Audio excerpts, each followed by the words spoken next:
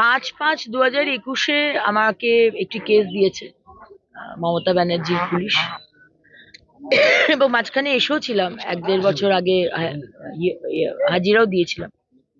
আবার ইলেকশনের আগে এখন বোধহয় বেল নিতে হবে, ফ্রেশ বেল নিতে হবে, সেই কারণে আজকে এখানে আসা। 5/5/2021, যতদূর আমার মনে হচ্ছে সেই সময় আমি রাজ্যের মহিলা মোর্চার সভানেত্রী, এবং যে পোস্ট পোল ভায়োলেন্স হয়েছিল সেই নিয়ে আমরা এসেছিলাম।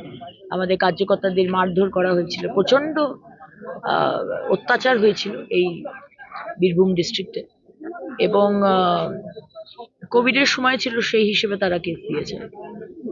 মানে একদিক থেকে অত্যাচারটাও করবেন, আবার একদিক থেকে মানুষের পাশে দাঁড়ালে, কার্যকর্তার পাশে দাঁড়ালে কেসও খেতে হবে। এটাই তো হয়ে এসেছে 15 বছর ধরে।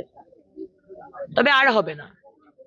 2026-এর মে মাসে বিজেপি সরকার গঠন হচ্ছে এবং বাংলার মানুষ পরিবর্তন চাইছে, পরিবর্তন হচ্ছে।